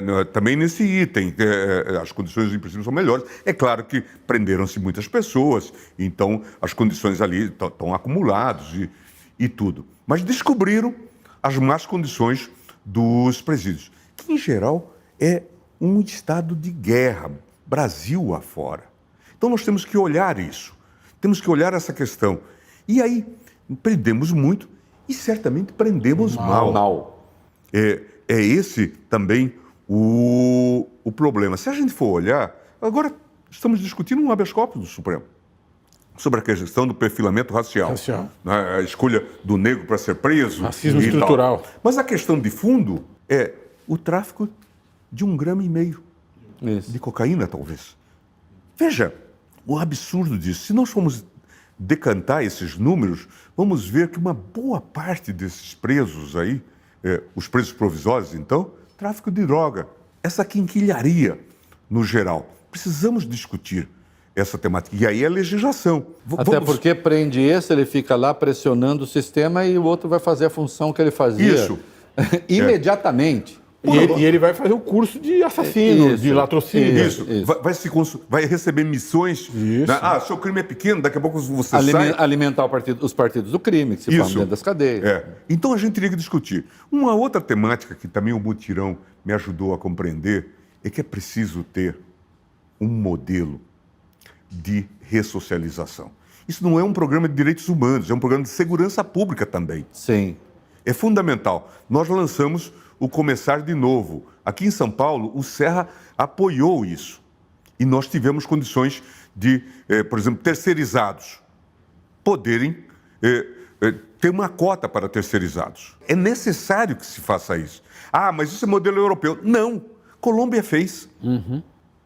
Medellín foi transformada, era a capital do crime. Sim. Hoje tem um ambiente civilizado. É possível fazer isso. E a gente deveria priorizar essa questão. Por outro lado, você falou Rio Grande do Norte. Rio Grande do Norte. Veja, se a gente olha essa crise que nós estamos vivendo, inclusive da compreensão dos militares e coisas do tipo, GLOs, por que tem isso? Por conta desse tipo de crise. Ou é crise na segurança pública, a maioria das GLOs, greve de polícia. Isso, exatamente. Às vezes isso está consorciado, não é? Isso. E gera esses problemas que deu musculatura às próprias Forças Armadas para dizer, bom, se vocês precisam de nós na GLO para superar os déficits de segurança pública, então nos deem condições e tal. E aí vem todo esse projeto que os faz voltar à política, né? Com resultados desastrosos. Ministro, nossa conversa chegando ao fim mesmo, eu queria... Foi boa demais. Foi espetacular, né? A gente nem esperava nada diferente. O entrevistador aqui não é grande coisa, os dois... São 2 juristas e um advogado. Tá, parece. O que é importante dizer nesse nosso encerramento, coisa pela qual eventualmente a gente não passou, e essa é a nossa primeira reconversa. Teremos outras. Essa é a reconversa, já conversamos outras com o ministro, e teremos outras reconversas com o ministro. Sim. Mas o que o senhor quer dizer para encerrar esse nosso papo? Bom, eu queria agradecer essa oportunidade, dizer que estou realmente muito satisfeito de participar do Reconversa e eu espero que vocês me convidem mais vezes, espero que dê bastante ibope aí na divulgação e que a gente possa conversar sobre temas do Brasil, que são relevantes para a nossa vida como um todo, sem medo, sem propósito de ofender ninguém, dizer as coisas como nós as vemos e defender reformas que sejam consistentes para que a gente chegue a bom termo nesse processo. Nunca é demais esquecer, Reinaldo, que nós estamos prestes a comemorar 35 anos da Constituição de 1988. É o mais longo período de normalidade. Você falou nunca é demais esquecer, nunca é demais lembrar. Nunca é demais lembrar. Nunca é demais lembrar que estamos para comemorar 35 anos da Constituição de 88, agora em 5 de outubro. Né? Veja, é algo... É o mais longo período de normalidade institucional da nossa vida republicana. Tentaram por fim a isso. Mas... Pois e tentaram por fim a isso, né? Numa confusão mental grande. Né? Então, a gente precisa trabalhar essa temática. E foi o Supremo que segurou a nossa democracia? Sim, acho que sim, acho que sim. Acho que o Tribunal teve um papel decisivo, certamente outras instituições desempenharam um papel, mas o papel de centralidade aqui, acho que é inegável, foi do Supremo e do TSE, claro, consorciado com o Supremo. E com o seu papel ali central também nesse processo, e por isso, pela democracia, muito obrigado. Obrigado, ministro. Obrigado. Obrigado.